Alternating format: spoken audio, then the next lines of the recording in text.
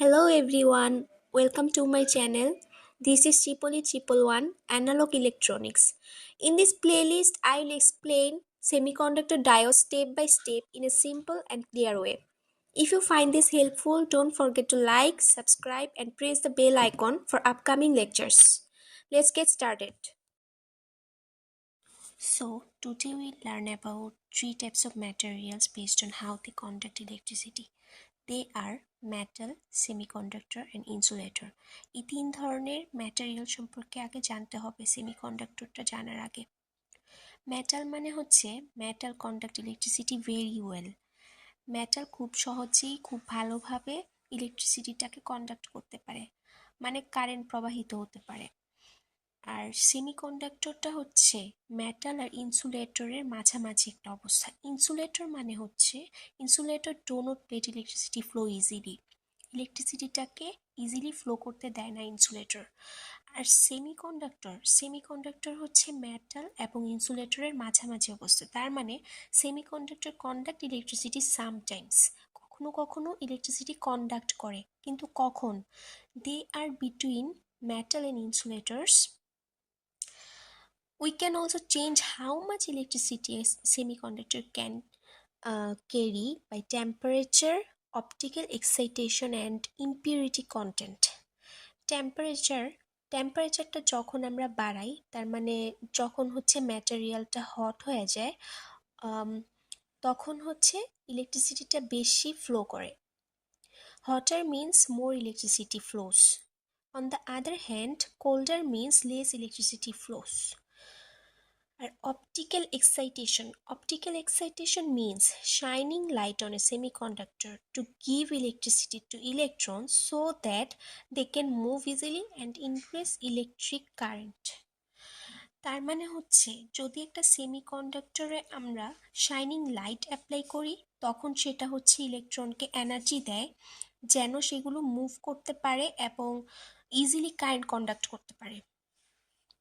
Impurity content মানে হচ্ছে adding impurities, adding some extra atoms to change the flow or direction of electrons. So এই পেজটাতে আমরা দেখতে পাচ্ছি যে দুইটা পার্ট আছে। ফার্স্টে হচ্ছে the portion of the periodic table where semiconductor occurs, আর সেকেন্ডটা হচ্ছে পার্ট বিতে আছে elemental and compound semiconductors. Part এতে আমরা পিরিয়ডিক টেবলের একটা অংশ দেখতে পাচ্ছি, যেখানে গ্রুপ 2, 3, 4, 5, 6 পর্যন্ত আছে, আপ টু 6 পর্যন্ত আছে 2 থেকে।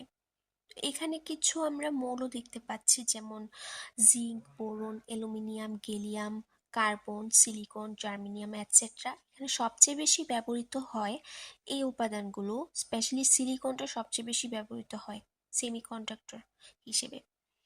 আর পার্ট বিতে আমরা দেখতে পাচ্ছি সেমিকন্ডাক্টরের প্রকারভেদ দেখতে পাচ্ছি, যেমন এখানে সেমিকন্ডাক্টরগুলোকে তাদের গঠনের উপর ভিত্তি করে কয়েক ভাগে ভাগ করা হয়েছে। যেমন elemental 4 compounds, binary 3 to 5 compounds, binary 2 to 6 compounds. Elemental মানে হচ্ছে এখানে এলিমেন্টাল মানে হচ্ছে শুধুমাত্র একটি উপাদান দিয়ে তৈরি, যেমন সিলিকন এবং জার্মেনিয়াম বর্তমান বিশ্বের বেশিরভাগ চিপ সিলিকন দিয়ে তৈরি। 4 কম্পাউন্ডস হচ্ছে গ্রুপ 4 এর দুটি উপাদান মিলে এগুলো তৈরি হয়, যেমন সিলিকন কার্বাইড এবং silicon germanium. Binary 3 to 5 compounds, এটি খুবই গুরুত্বপূর্ণ। এখানে গ্রুপ 3 এবং গ্রুপ 5 এর উপাদান মিলিয়ে সেমিকন্ডাক্টর তৈরি হয়। রাইট, এগুলো সাধারণত খুব হাই স্পিড ইলেকট্রনিক্স বা এলইডিতে ব্যবহৃত হয়। বাইনারি 2 to 6 কম্পাউন্ডস, এখানে গ্রুপ 2 এবং গ্রুপ 6 এর উপাদান ব্যবহার করা হয়।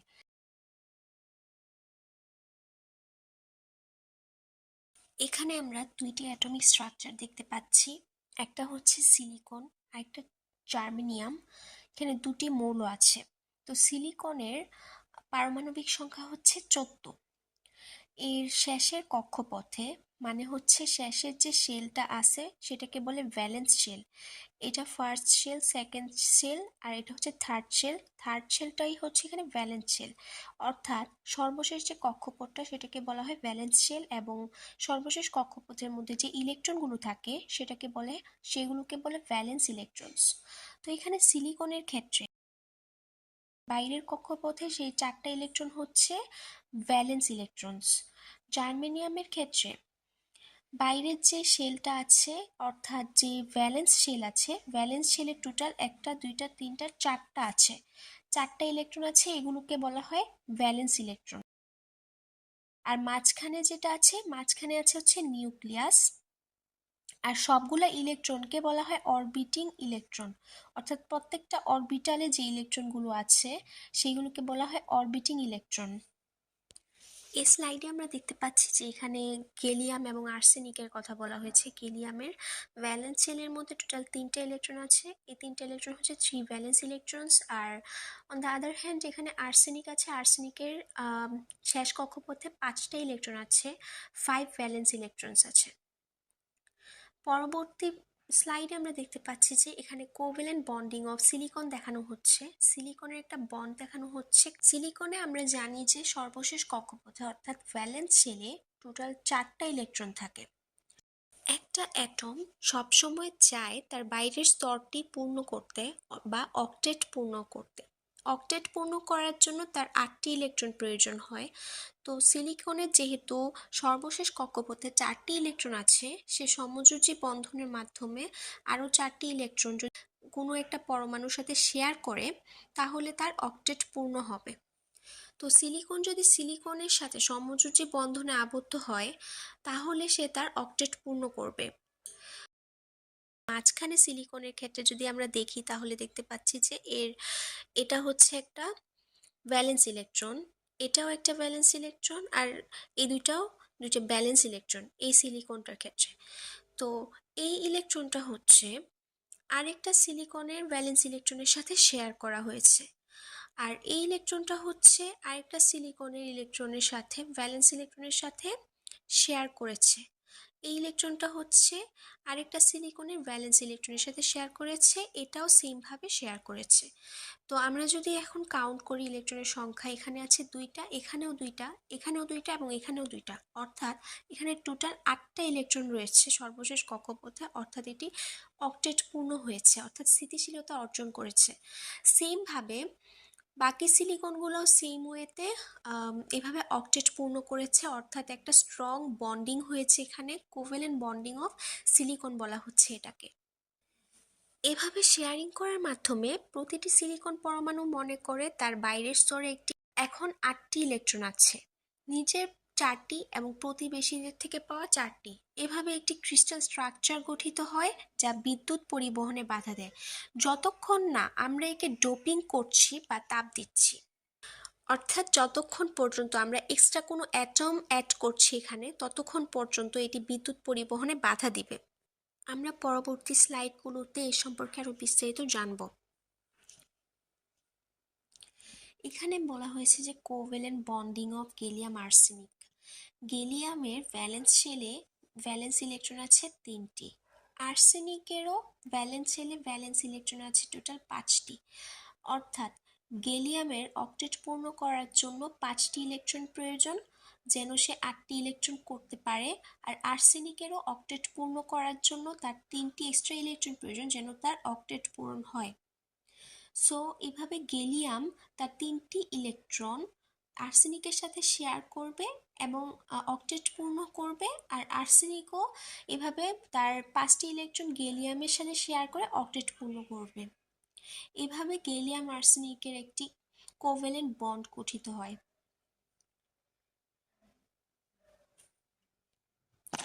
এখন আমরা এনার্জি লেভেল সম্পর্কে জানব। Within the atomic structure of each and every isolated atom, there are specific energy levels associated with each shell and orbiting electron. এখানে এনার্জি লেভেলগুলো দেখানো হয়েছে, এগুলো হচ্ছে প্রতিটা band. All the free electron stays in this band এই প্রতিটার মধ্যে electron থাকে, এটা ফার্স্ট, সেকেন্ড, থার্ড, আর এটা হচ্ছে কন্ডাকশন ব্যান্ড। তো এখানে এটা হচ্ছে ব্যালেন্স ব্যান্ড আর এটা কন্ডাকশন ব্যান্ড। কন্ডাকশন ব্যান্ডের মাধ্যমেই হচ্ছে কি কারেন্টটা ফ্লো হয়। All the electrons are inside this band, প্রতিটা ব্যান্ডের ভেতর হচ্ছে ইলেকট্রন রয়েছে। এনার্জি লেভেলের মধ্যে বলা হয়েছে within the atomic structure of each and every isolated atom there are specific energy levels associated with each shell and orbiting electron। এর মানে হচ্ছে প্রত্যেকটা অ্যাটমের জন্য যেমন আলাদা করে অ্যাটমিক স্ট্রাকচার থাকে, তেমন প্রত্যেকটা শেল এবং অরবিটিং ইলেকট্রনের জন্য আলাদা করে এনার্জি স্টেট বা এনার্জি লেভেল থাকে। এখানে আমরা দেখতে পাচ্ছি যে ব্যান্ড আছে, প্রত্যেকটা ব্যান্ডের মধ্যে ইলেকট্রন আছে। এটা হচ্ছে কন্ডাকশন ব্যান্ড, আর কন্ডাকশন ব্যান্ডের নিচে যেটা আছে সেটা হচ্ছে ভ্যালেন্স ব্যান্ড। প্রত্যেকটা ব্যান্ডের মাঝখানে যে ফাঁকা অংশটা আছে সেটা হচ্ছে এনার্জি গ্যাপ। তো ভ্যালেন্স ব্যান্ড আর হচ্ছে কন্ডাকশন ব্যান্ডের মাঝে যে ফাঁকা অংশটা আছে সেটাও হচ্ছে এনার্জি গ্যাপ।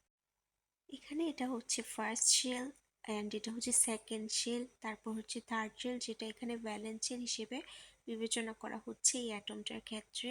কারণ এখানে টোটাল 3টা শেল আছে, নিউক্লিয়াসের পরে দেখতে পাচ্ছি আমরা 3টা শেল আছে। তো লাস্টের যে শেলটা সেটাকে ভ্যালেন্স শেল বলা হয়, এটা ফার্স্ট শেল।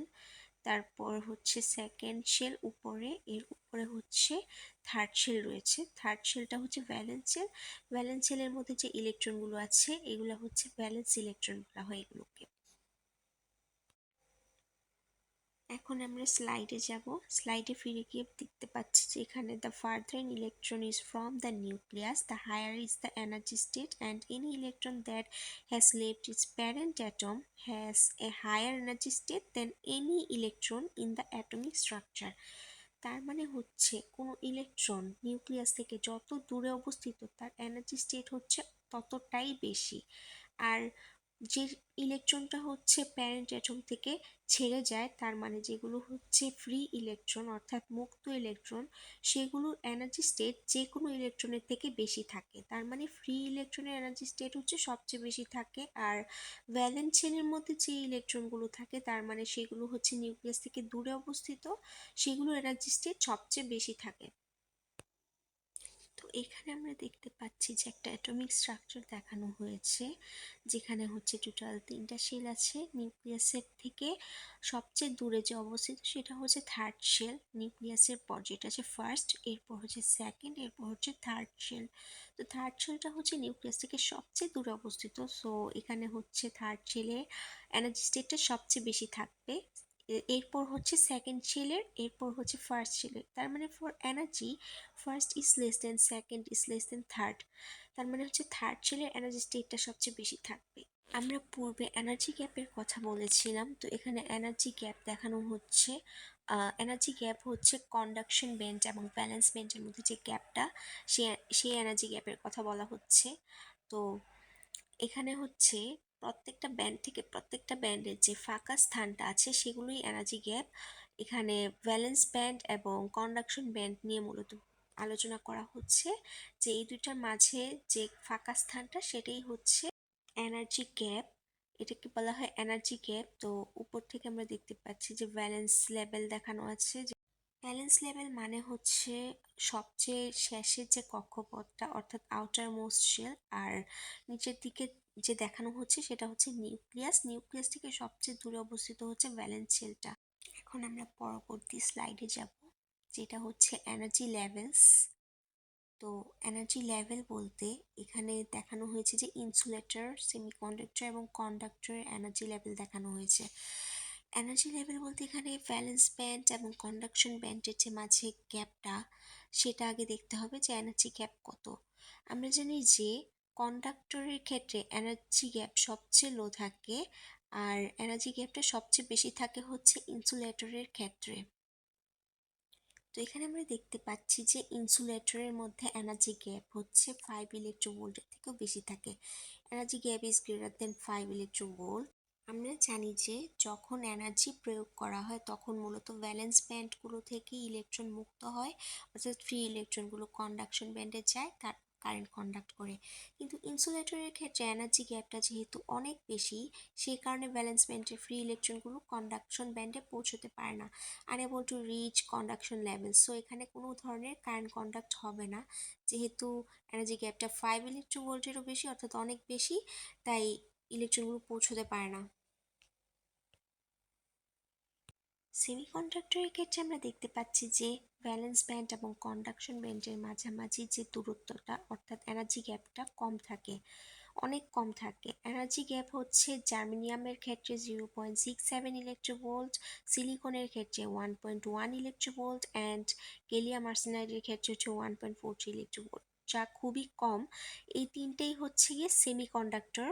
তো এনার্জি গ্যাপটা কম থাকার কারণে ভ্যালেন্স ব্যান্ড থেকে হচ্ছে কি ইলেকট্রনগুলো এনার্জি প্রয়োগ করার পর খুব সহজেই মুক্ত হয়ে ফ্রি ইলেকট্রনগুলো কন্ডাকশন ব্যান্ডে পৌঁছতে পারে, অর্থাৎ এখানে কারেন্ট কন্ডাক্ট হবে খুব ভালোভাবে সেমিকন্ডাক্টরে যদি আমরা এনার্জি প্রয়োগ করি।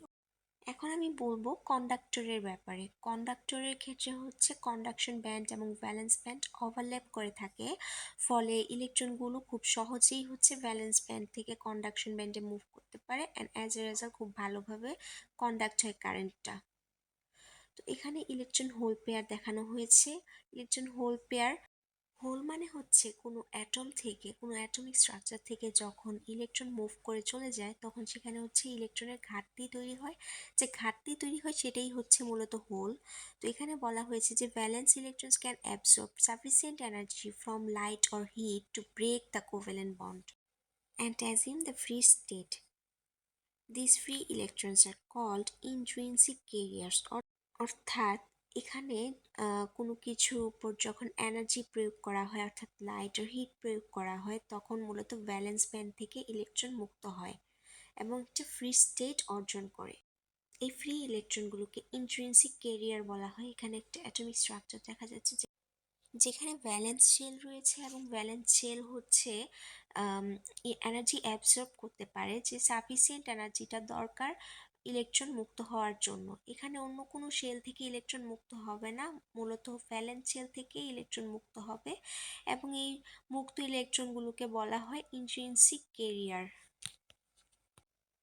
Higher temperature creates more intrinsic carrier, hence higher conductivity। অর্থাৎ এটা আমরা পূর্বে আলোচনা করেছিলাম যে যত বেশি হিট দেওয়া হবে তত বেশি কারেন্ট কন্ডাক্ট করবে।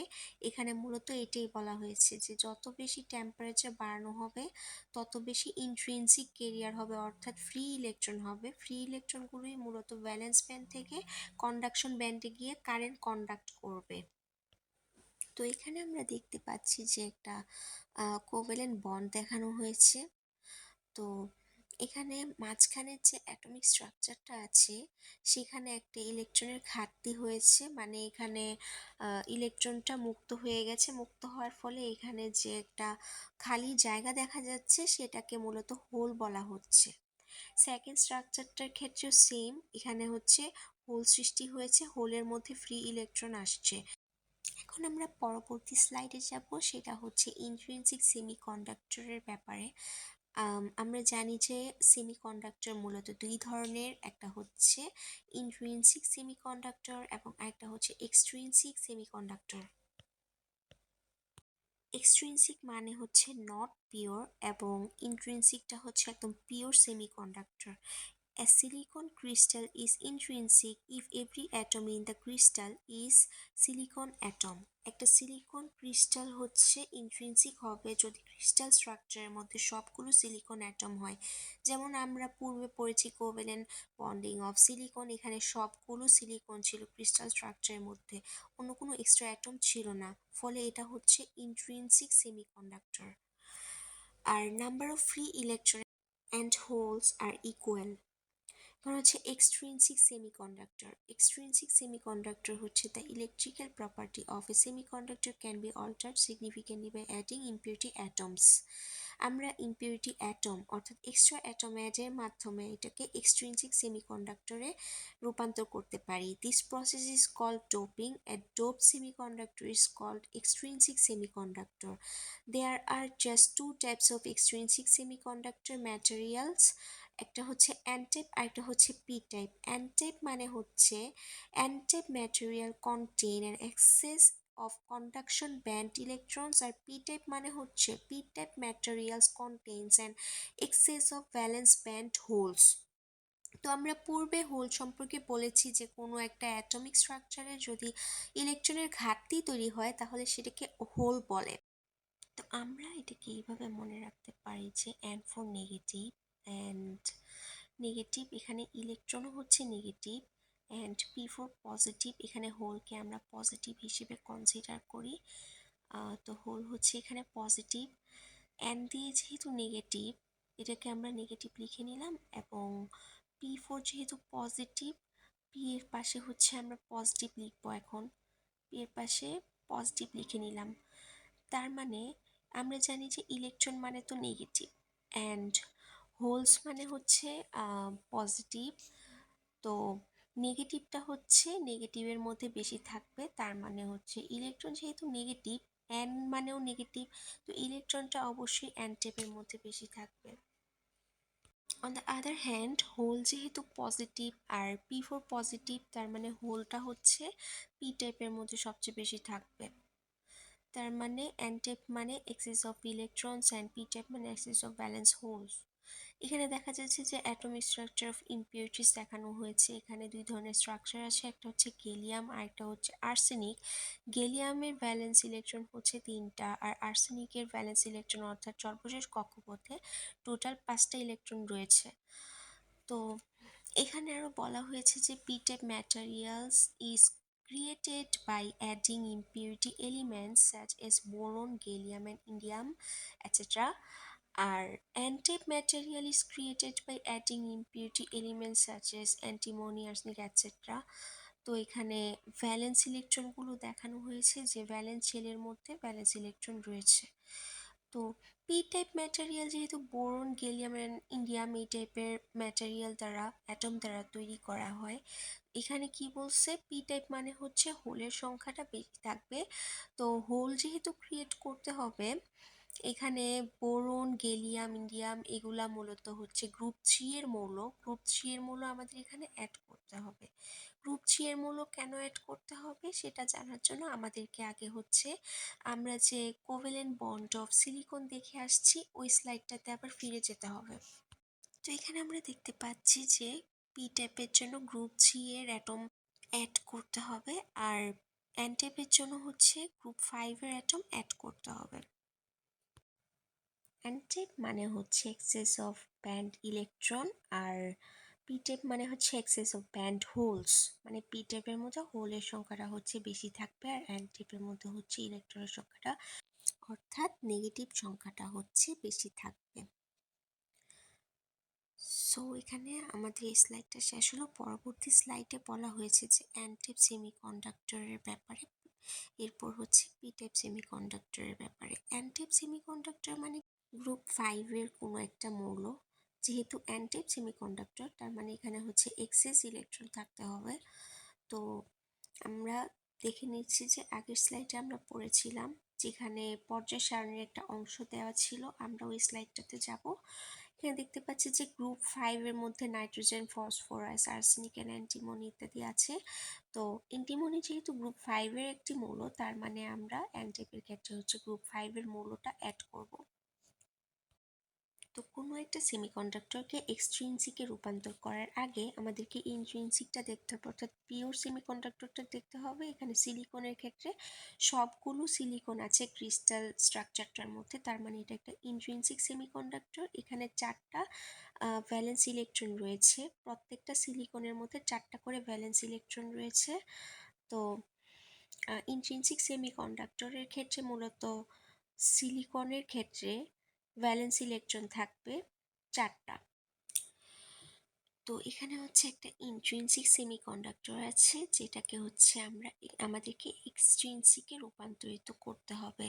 আমরা ইন্ট্রিনসিক সেমিকন্ডাক্টরকে কেন এক্সট্রিনসিকে রূপান্তরিত করব? এর কারণ হচ্ছে এক্সট্রিনসিকে রূপান্তরিত করলেই আমরা মূলত এর মাধ্যমে কারেন্ট কন্ডাক্ট করতে পারবো, আদারওয়াইজ পারবো না।